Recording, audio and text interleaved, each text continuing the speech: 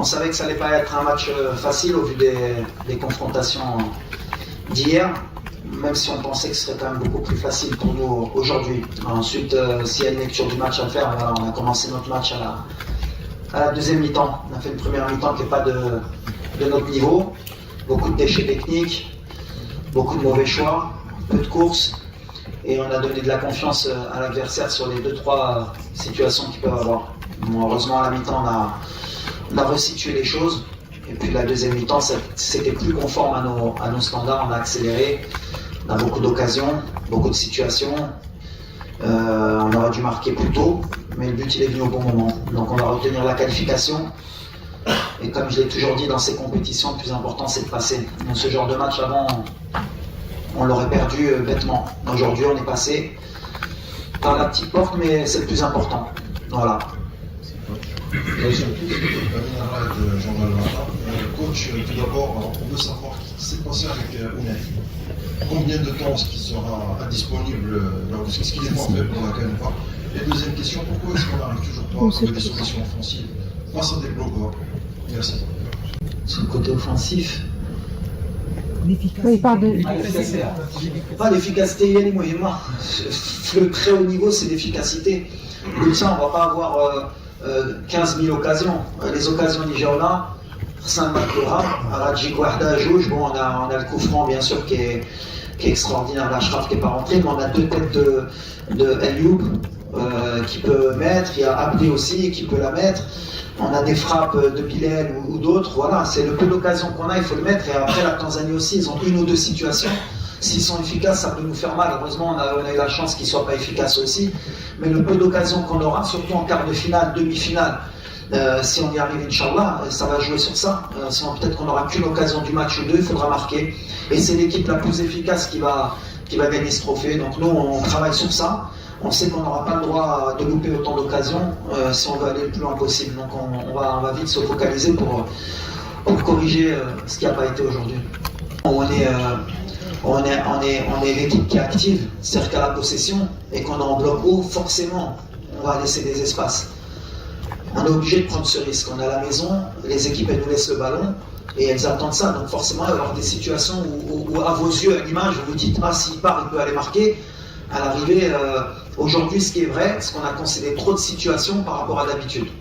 D'habitude, même si vous étiez, je ne parle pas de vous particulièrement, mais en général l'opinion publique était négative, ouais, il n'y a pas eu de tir, il n'y a pas eu d'occasion les matchs d'avant. D'ailleurs, je crois que j'ai concédé, on est l'équipe la plus forte. Mais aujourd'hui, ils ont 2-3 situations, notamment la tête de Mzouva sur le premier centre, sur la frappe que Yassine relâche, ils peuvent marquer, donc ils ont 2 occasions que nous on donne et qu'on ne doit pas donner. Mais après, c'est le risque, quand on veut attaquer comme on veut, quand on veut aller chercher gagner les matchs, il faut qu'on prenne ce risque. Avant, à tort, on me disait que j'étais trop défensif. Aujourd'hui, on est trop offensif et c'est le risque qu'il faut accepter si on veut gagner la CAN. Sinon, je peux revenir à mes critères, ne vous inquiétez pas, ça je sais faire. Il a grandi pendant le match, il a retrouvé un peu ses repères. Il y a encore des repères à trouver avec Brahim, avec le milieu qui jouera de leur côté. Aujourd'hui, c'était Bilal. Voilà, on avance, on essaye de progresser dans tous les axes pendant la compétition, même si on sait qu'on n'a pas le temps. On a eu la gestion du cas de Ashraf, on a la gestion d'Igamen qui va revenir, on a la gestion aussi des mecs qui jouent tout le temps. Brahim, il n'avait pas beaucoup de temps de jeu à de Madrid, là, avec tous les matchs de mes 3 jours, on voit qu'à la fin, pour finir, 6 fois la prolongation, c'est des joueurs qui n'ont pas encore les 90 minutes dans les jambes, mais c'est le risque qu'on a accepté de prendre avec le staff et on l'assume. Mais on est content d'Ashraf, en tout cas, voilà, c'est notre leader, je suis très fier de lui aujourd'hui. Il reste 5 minutes. On n'est pas une équipe aussi de gamins et de naïfs, on ne va pas continuer à attaquer pour mettre le deuxième alors que le match est terminé, que c'est un match à élimination directe. On est revenu dans notre bloc, on a attendu aussi de voir si on peut avoir des transitions. Après oui, à la mi-temps on a changé des choses, le discours forcément en tant que coach on a un peu crié pour mettre le réveil parce que la route qu'on prenait après cette première mi-temps c'était l'élimination. Je pense qu'il y a eu beaucoup de pression, je pense que la blessure d'Azdin pour un peu aussi défendre les joueurs, elle les a quand même beaucoup choqués, c'est quelqu'un qui est très important pour l'équipe, que ce soit bien sûr sur le terrain, mais en dehors. Quand vous voyez un de vos meilleurs joueurs touché hier comme il était, pleurer parce que c'est sa compétition, et était comme un gamin, forcément ça vous touche et ça vous met des mots dans la tête, donc je pense qu'aujourd'hui ça les a un peu pas tendu, mais après aussi il y a l'histoire, hein, l'héritage qu'on a avec le Maroc, hein, ce fameux 8e de finale. Tu as toujours dans la tête de te dire l'accident peut arriver. Je pense qu'ils sont rentrés dans la tête avec se dire que l'accident peut arriver. Après ça c'est mon boulot, ce que je leur ai dit à la mi-temps. Si vous voulez que l'accident arrive, il va arriver. Donc ou vous vous réveillez et vous évitez l'accident, ou on y va tout droit. Et voilà, ils ont compris le message, c'est le plus important. Ils nous ont fait une deuxième mi-temps de haut niveau, qui ressemble à nos standards. On va leur pardonner, on va oublier cette première mi-temps, et maintenant, comme je l'ai dit, le match il est passé, on va se concentrer sur l'écart. Ça va être une autre intensité encore, ça va être une autre opposition. On va voir ce que va nous donner le match. Est-ce que ce sera l'Afrique du Sud ou le Cameroun? En tout cas, voilà, ça va être encore un gros match, ça va être encore une finale, c'est comme ça qu'on est dans notre tête. Après, sur le fameux Salet Sebet, c'est bien que tu me relances, parce qu'en plus, il y a le journaliste qui m'avait posé la question, il est là, tiens les côtés sous le team. Et non,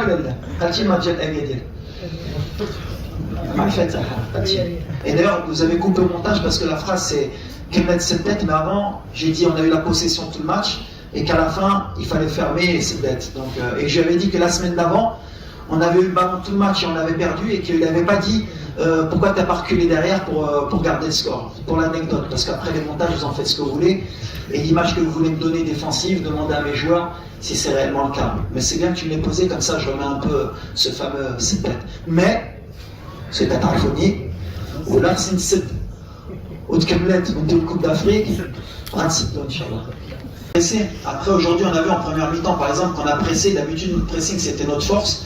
Aujourd'hui, on a fait un pressing à contre-temps. On les a laissés prendre de la confiance. Ils ont sorti des ballons. Ils nous ont fait mal sur ce fameux faux pressing qu'on a fait, parce qu'on n'a pas mis d'intensité.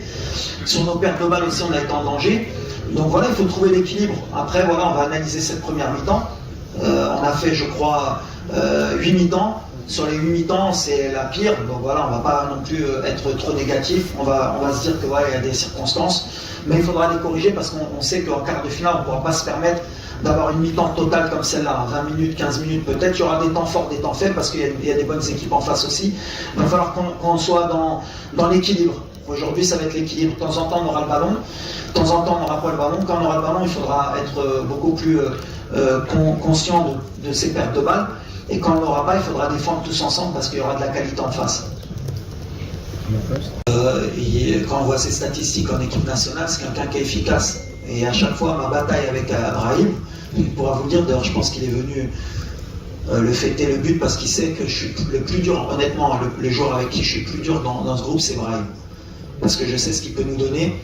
Je sais qu'il peut encore faire mieux. Aujourd'hui, par exemple, c'est bien, il a marqué, mais il y a beaucoup de choses où je ne suis pas content de ce qu'il a fait, parce que voilà, il peut encore mieux faire, mais c'est notre joueur qui est différent. À tout moment, il peut te faire la différence. C'est un joueur différent. Nous, on doit le mettre dans les meilleures conditions pour que justement, sur ce genre de match, il puisse nous débloquer. C'est ce qu'il a fait. Il commence à comprendre que quand il est plus proche de la surface, il peut se permettre de faire surgir son talent. Quand il est plus loin du but, il nous met en danger parce que souvent il nous perd des ballons, il prend des risques. Là, l'équilibre qu'il doit avoir, il le sait très bien, on a beaucoup travaillé sur ça, on a beaucoup travaillé sur cette calme, sur ce que j'attendais de lui.